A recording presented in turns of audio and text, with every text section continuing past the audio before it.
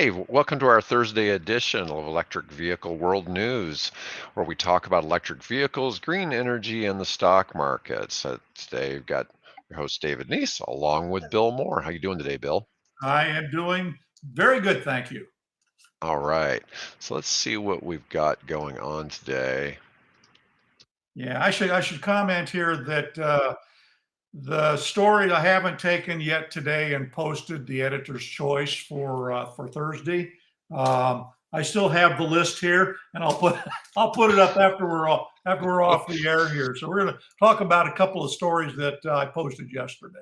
One of the great things about electric vehicles is how technologically advanced they are, and most of them don't even include a post-it note holder anymore in the vehicle. I still remember driving down the road with one of those notepads that's Right, suction cupped right. to the front windshield, and then there's a little notepad I can Make write notes on. notes. Yeah, yeah. Right, right. So, Well, anyways, I'm giving my technical age away here. So yeah. So, anyways, that probably wasn't the best thing, nor was my enormous personal day planner driving around with it in my lap wasn't probably the most you s- mean you mean something like this? yeah, but folded out. Yeah. So, but I used to have a big dashboard. I could set the thing up on the Right. dashboard and and, and pull it. So, anyways, it's interesting how far we've come. I will say I'm a huge fan of Google Calendar, and I Right. use it religiously. And since it integrates well with my phones, it's really nice. Although it gets annoying at a certain point. Anyways, so here we got our top article today is Stellantis shifts into high gear, offering a new EV with a surprising price tag. Now, one of the things is we were discussing is at what price point is it do we get people to actually want to buy electric cars? Now, Yeah. this article's from the cooldown.com.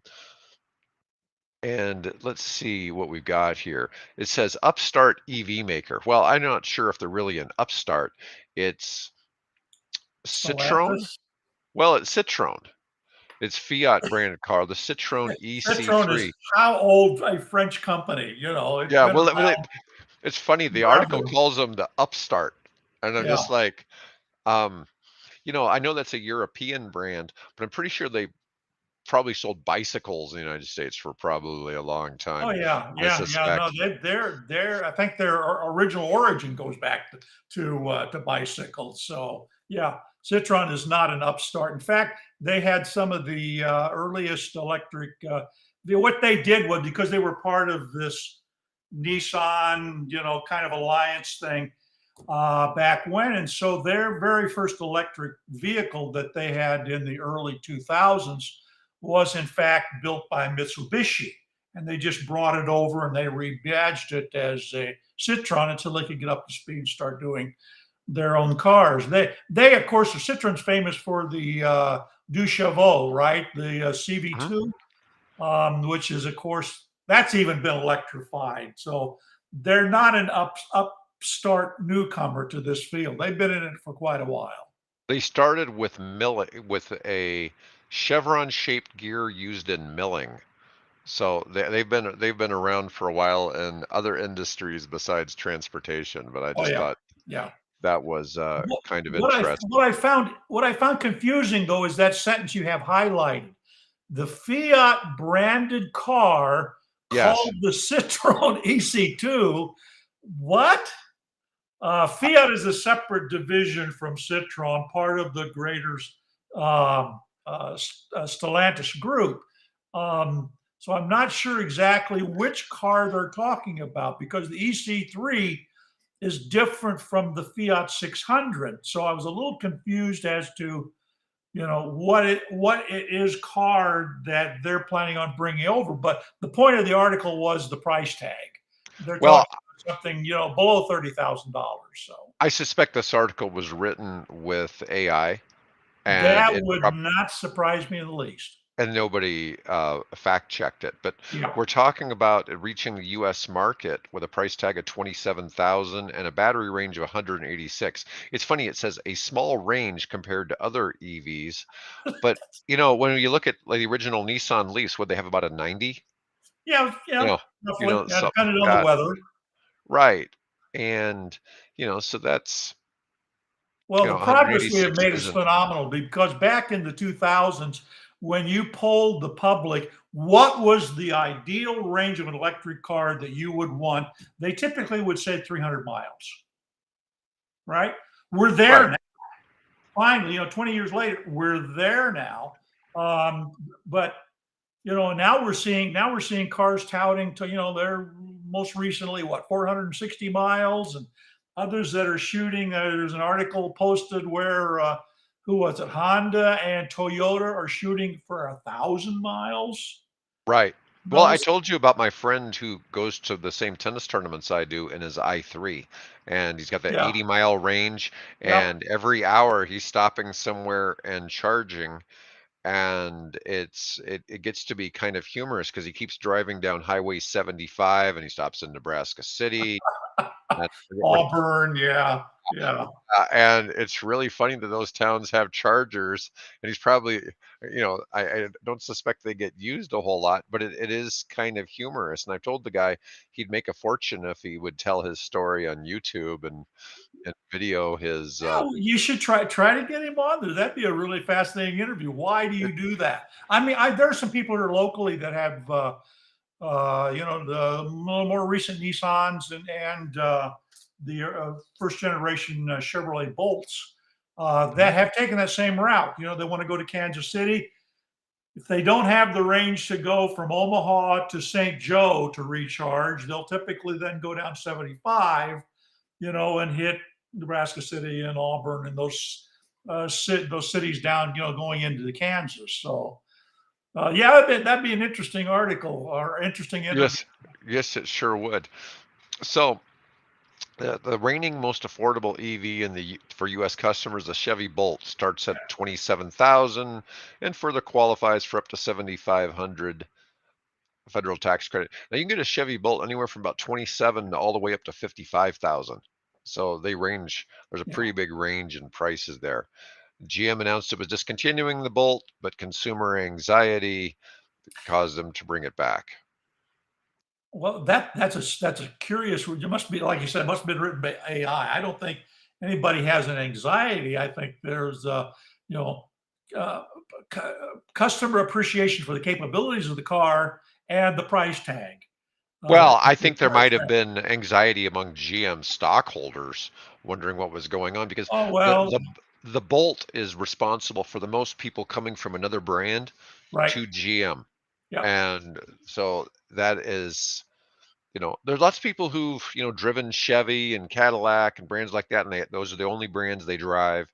I get it, you know, uh, but Yeah. it's a matter of bringing Isn't our somebody to neighbor GM. here, Warren Buffett? Isn't he a big Cadillac fan? He is. I doubt he drives anymore. I'm sure somebody Yeah, drives him probably not. around. He probably has a driver. Yeah. Yes. But it's good news that consumers will have more options for EVs at or around this price point. Yeah, I'm curious. Do we know where the batteries are made? Because that's always a big issue with this is whether or Yeah. not the vehicle qualifies due to where the batteries are made. There's not a whole lot of vehicles. I did a discussion about this a couple of weeks ago. There's only 12 vehicles that actually qualify for the full $7,500, and a lot of it has to do with the fact that there's lots of EVs for instance, there's the Lucids. Their batteries are made in the United States, but they're too expensive. They're over the $80,000 Yeah. Yeah. price, and so you get into some strange issues with that. All right, well, let's talk about something else. We'll talk Yeah. about burning boats. That's something people don't think about. This is kind of a funny story because, as I recall, on this burning boat, it was suspected there was EV fires, but I don't think any of the EVs were burnt. No, no, that's this thing. This is a multi-tiered car carrier Yes. called the Fremantle Highway, I think it's called. And the first course, once they heard about it, it caught fire out in the English Channel. And so when the media first heard it, they expected, oh, it's got electric cars on it. Those must be the cause of the fire. Turns out they're able to put the fire out. They're able to tow it, tug it back into port. And they started looking, all the fire investigators and the ship owners and things started looking through it. It turns out the fire was up on the, I think it was the eighth deck, and that all of the electric cars were down like on the fourth deck, getting lower down on the ship. And apparently there was little damage to those cars, which I'm sure Mercedes and and BMW and whoever else's models were on the ship. You know, we're happy about that. So it was not. I don't know if they have actually found what the cause was, but it turns out with 99% certainty that it was not the electric cars that started the fire. Nice. Well, there was almost 3,800 vehicles of Mercedes-Benz and BMW makes, of which a little less than 500 were EVs. And the data suggests that the internal combustion engine vehicles catch fire at a higher rate than EVs. I don't know what's true or what's not there. That seems to be true. But I think the point here that also the reason I posted the article was not just to sort of bring people up to speed on what actually happened, not those first erroneous impressions, but also to stress the fact that the real problem that we need to be concerned about is actually on a smaller scale. It's down in the electric bike and electric kick scooter category, where manufacturers and retailers sometimes are selling equipment that with substandard batteries on board and substandard chargers, and that's where we're seeing probably more danger of having a fire than we are of your electric car. I plugged my car in last night before I went to bed because our colleague, Mike said, works for the power company, says you charge the car at night. That's the best time for our grid. So I charged the car at night. And I wasn't, I woke up this morning, no fire. And it's been 3 years I've been doing that. So, it's not a problem. But if fires are a problem, particularly for these cheap, small electric scooters and some off brands of electric bikes. That's what they were stressing in here that we need to be concerned about. Well, this Auto Week article, it does mention, it says it doesn't help that e-bikes and e-scooters using the same sort of nickel cadmium based lithium ion batteries have been catching fire while charging inside New York apartments. Well, I guess, like you're saying, the cheaper ones, the cheaper construction of the batteries, who knows? And a lot of it, if you're overcharging, there's different things that can Oh, contribute to that. yeah, a lot of different potential causes where the battery's been damaged in some way. Like you say, overcharging. The DMS system that controls the charging is faulty. So there could be a number of different things.